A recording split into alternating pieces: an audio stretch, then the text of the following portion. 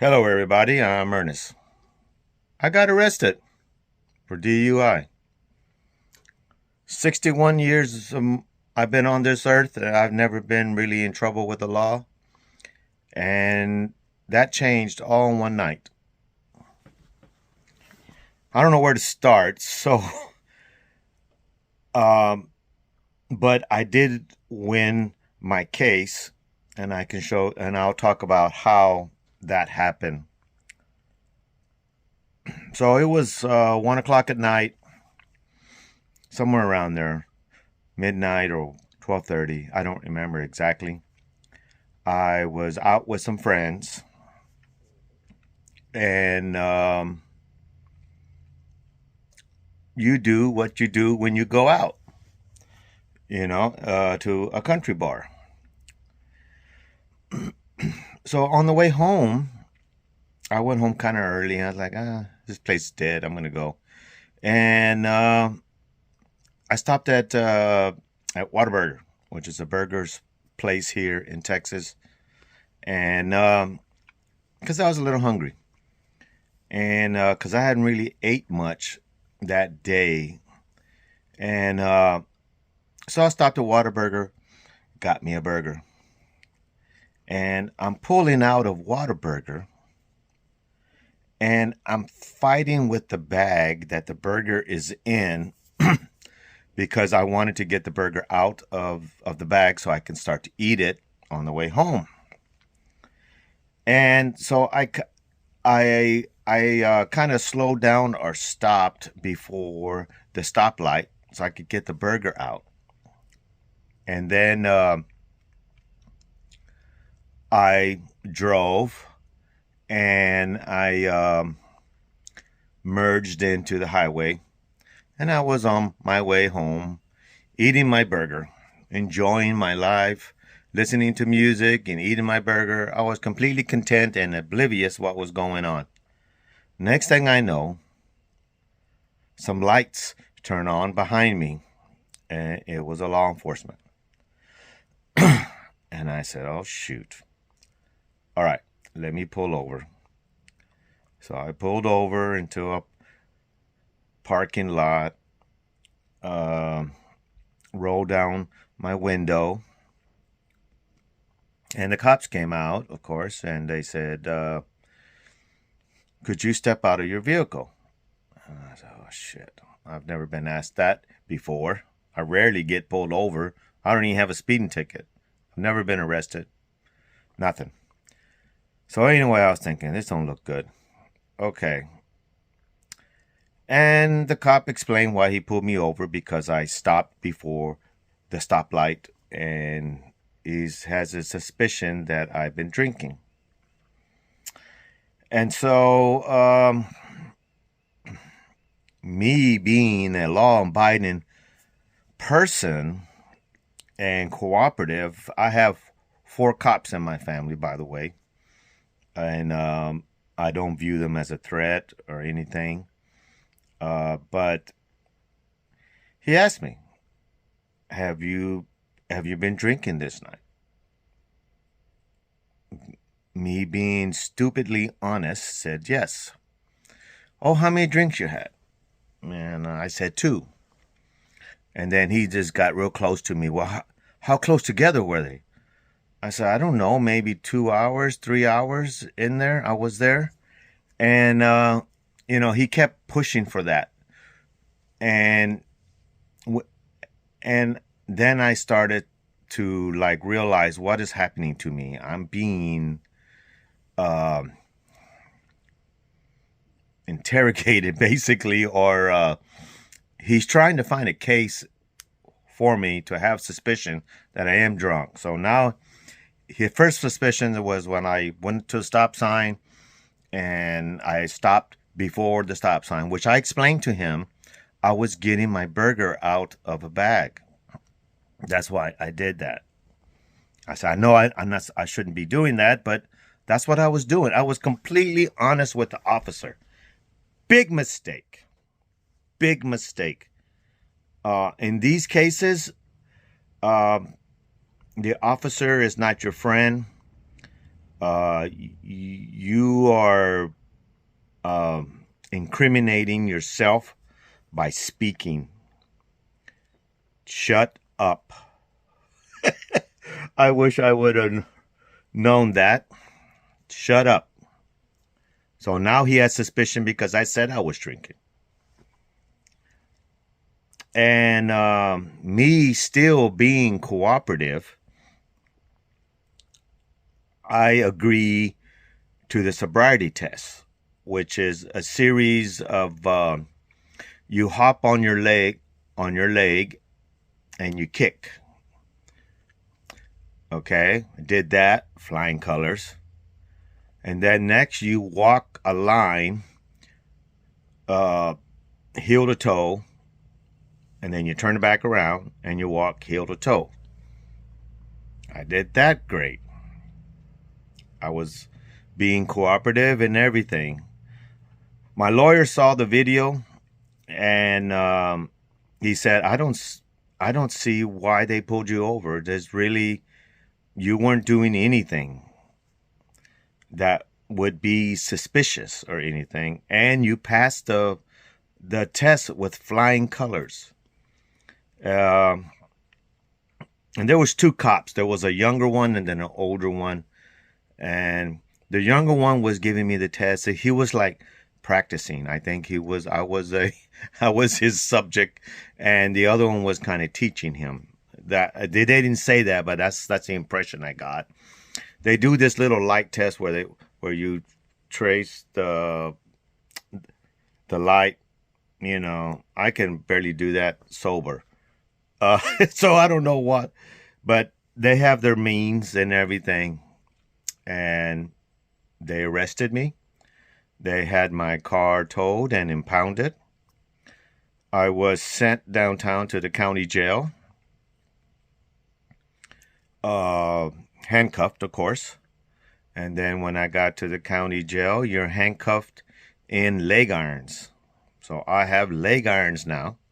And since I was wearing cowboy boots, I had to hold my cowboy boots the whole time. And I was placed in like a waiting area. And there's about 100 guys there and about 20 girls that got arrested that night. It's a big processing center. They push them in, push them out. This is a big city, by the way. This is San Antonio, Texas. It's a big city. I always say 2 million. It's probably way more than 2 million. I just don't have the statistics right now. I guess one day I'll look it up. And there I sat for probably 32 hours. I never made it to a cell. They in-process you. They fingerprint you. They take your picture. They do search you to make sure you're not carrying any weapons or anything. I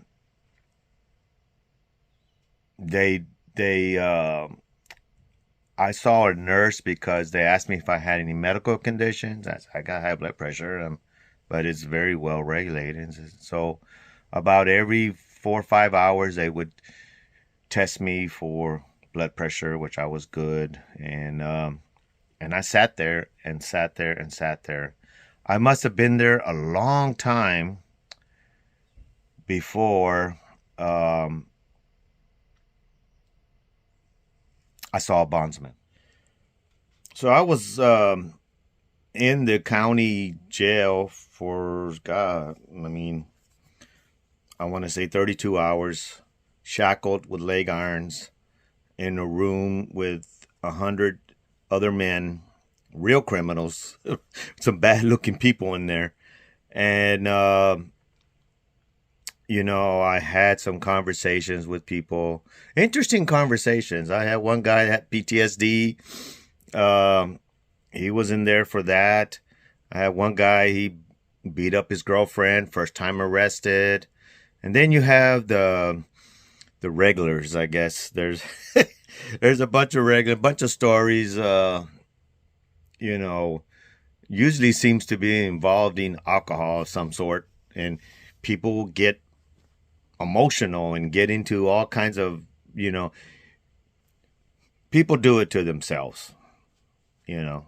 Yeah, I mean, we all get what we deserve. Maybe I deserve to be arrested. I don't know. Either way, I see a bondsman. They set my bond at $1,000, and you only paid $30, and then you're set free. You're giving back your wallet, phone, stuff like that. At the meantime, I never contacted anybody. You can, they have phones that you can use, but for some reason I could never get, well, I didn't have anybody's number. I don't remember anybody's number. It's all on my phone. So I didn't contact anybody. And when I got out, I had all these messages like, where are you? How come, they were all worried about me. And, well, one of my friends was. He was worried about me. He said, hey, I was going to go to your house and see what's up because that's not like you not to answer your phone calls and your texts. So I got out. I got an Uber, went back home, and I went to sleep. Later on that day, I went to pick up the car, me and a friend. He had to drive it because at that time my license is suspended. The next day, I got a lawyer, and I paid too much, I think, the lawyer. I went with the best one, supposedly the best rated ones. It was $7,500, by the way. You'll probably say, why are you so stupid? You should have paid. I didn't pay nothing. I got a court attorney. I don't think I would have qualified for a court attorney, and because of my income, and also my nephews that are cops said don't get a court appointed attorney. Hire yourself an attorney. So I just went and hired the best one I thought that I would get. So being in jail was an experience that I think it changed me. I'm not naive as before, and I don't look at police cars and policemen the same. So I can almost, and I know this sounds kind of silly, where you have these groups of people that are very anti-police and all that. I can see how you get to feel that way, but I really don't have a reason to not trust cops. He was just doing his job. He doesn't know me from anybody. He doesn't benefit from me arresting me. I don't know if he has a quota that he has to get or something. I'm not sure. It just seems like a complete waste of time on a person like me, when there is so much criminal activity here in San Antonio, to be worrying about someone like me. So I'm suspended, and luckily my co-worker would come pick me up and take me to work with them and back. That went on for about a week, and then the lawyer was able to get what's called an ALR. I don't remember what it stands for, but basically the suspension is allows me to drive. Now, at the time, I don't have an interlock device, which is the machine that you blow into it so that it'll start your car. I guess I'm not there yet. I have to be seen by a judge. Hope I'm not missing anything. So about a month later, I got a court date. I showed up. I just sat in the bleachers, and my attorney spoke for me. And the attorney put on top of my condition of a bond, by the way, I'll go over that, to have an interlock device put into my vehicle. My bond was I can only travel 75 miles, which is, it sounds kind of funny. Like I can only travel 75 miles, like I was some kind of hardened criminal. Like, I'm not going to show up for court or something. I don't know why they would even waste their resources on that. I could see someone who's habitual and always in trouble. But anyway, they did that. They put me in bond, which means you have to call once a month to your bond agent. You have to have, I had to have the interlock device where you blow into your car and so that you can start. Be careful with the interlock because stuff like mouthwash can set it off. Some colognes, I believe. Of course, alcohol will set it off. Some people say that, well, they're at the interlock place. They said maybe toothpaste was. I said, well, can't brush my teeth for all this time. I gotta go to work, man. And so anyway, during this whole time I'm waiting. Oh, I've missed a big point. Sorry.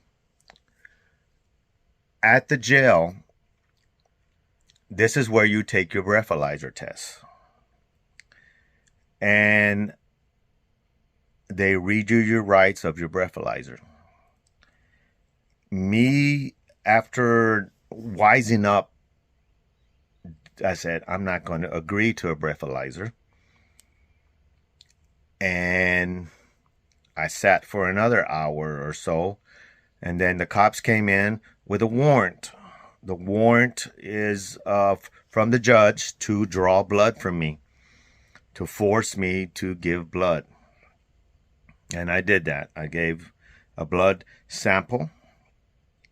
Now this is about 3 hours, maybe 2.5 hours after I was arrested in jail. Got to bring that point up because this is going to be the key point of how I got out of the DUI, of not even going to court. So I gave the sample, and but that also prolonged my sentence or court date. So every month it got pushed back. I got arrested in February and I got cleared towards the end of January. So September, I'm sorry, what did I say February for? Sorry. September 13th. And then I got cleared of the charges like January, I forget, 18th or 17th, something like that. And the key point that I had was the blood test came back 0.04, which is below the limit of 0.08. My nephew was saying that, my cop nephew saying, well, they have a formula that they can backdate it 2-3 hours from when you're arrested to determine that you're over 0.8, the limit or whatever. But the county decided to drop the charges because I guess it's very unlikely that they would win against my lawyers, because I had a reputable team behind me. And I got the interlock removed, and all charges dropped against me, I guess. So, but here's the thing about the blood test, at least in the state of Texas. I'm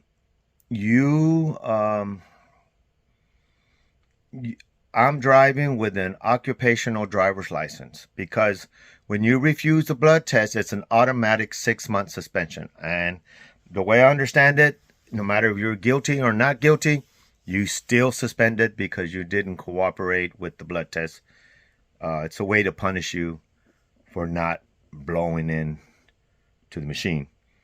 And so that's what I have, an occupational license. So I'm able to drive. I have certain hours I can drive, like 6 in the morning to 8 in the afternoon, stuff like that. This whole experience sucks and costs me a lot of money. That interlock is not free. You got to pay for that. It was about $100 a month. You have to go in every month to get it calibrated. Um, you know, um, if you plan on drinking, just Uber. Just Uber and pay the whatever $60 or whatever it is to go out that night. Uh, the funny thing is, I'm not even a drinker. I don't even have alcohol in my house. Uh, I'm the kind of guy that goes to family functions and stuff, and everybody's drinking. I'm the one that's not drinking. It's just not that important to me. I mean, I do like to drink every now and then, but I'm a social drinker at most, you know. But this whole experience cost me a lot of money, teach me a valuable lesson. You're only required to give your driving license and your um, insurance, stuff like that. You complete the Fifth Amendment. I think it's called the Fifth Amendment. And just you are entitled to not incriminate yourself. And that would be my advice to you. Don't give them any more reasons to arrest you. And if you're drunk, don't drive. It really is, it is not worth it. They treat you very bad at the prison, like you are just a dog shit, and which is very hard for a guy like me to. But I get it. They have a crowd to control. So I don't take it too personal, but it's just shocking that I became this criminal for a day, and I'm still suffering the ramifications of it. I talked to my lawyer about fighting the case and to sue the county and to get money, because I'm just thinking to get my money back, but it sounds like it's an uphill battle. It might not be worth my time, and so I guess, like my cop nephew said, is just take it as a expensive learning experience. So I think that is all. Maybe this will help somebody. Do not talk. Just be quiet. Don't give them any information. And that goes for a lot of things when it comes to law enforcement. Sometimes, we're taught to help the cops and everything. I don't know if I'm ever going to do that ever again. Ever again. So anyway, thanks for watching, and I'll see you next time.